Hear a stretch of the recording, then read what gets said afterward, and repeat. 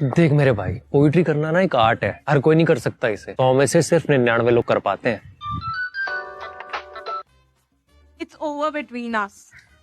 अब मैं भी फेमस होऊंगा ब्रेकअप पर शायरी करके। हाँ मेरे भाई, कहाँ पर है तू? अच्छा 2 मिनट, चल ठीक है, एक गजल लिख लेता हूँ।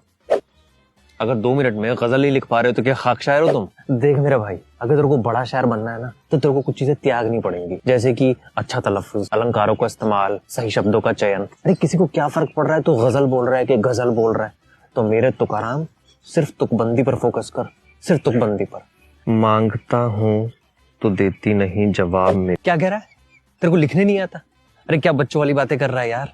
तेरा दिल टूटा है, एक तरफा मोहब्बत हुई है, तो बस जो मन में आ रहा है लिखता जा। और हाँ सुन, बेवफा बेवफा लिखना मत भूलिए उसके अंदर। और एक बार अगर तेरी वीडियो वायरल हो गई तो बस तू अपने प्रोफाइल बायो में लिख दियो पोएट, ऑथर, मोटिवेशनल स्पीकर। और फिर अगर तेरे एक बार 100 फॉलोअर्स हो गए तो तू लिख सकता है आराम से, for business inquiries mail me at, तेरा मैनेजर का ईमेल आईडी, यानी खुद का। देख भाई, अगर तुझे अपना शायरी का पेज वायरल करवाना है ना तो किसी का दिल तोड़ दे या अपना दिल तोड़वा ले, वरना वो दर्द कहाँ से लेकर आएगा?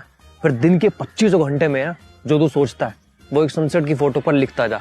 फिर देख, nobody can stop you from becoming the भतीजा मिर्जा गालिब। हाँ चाचा गालिब।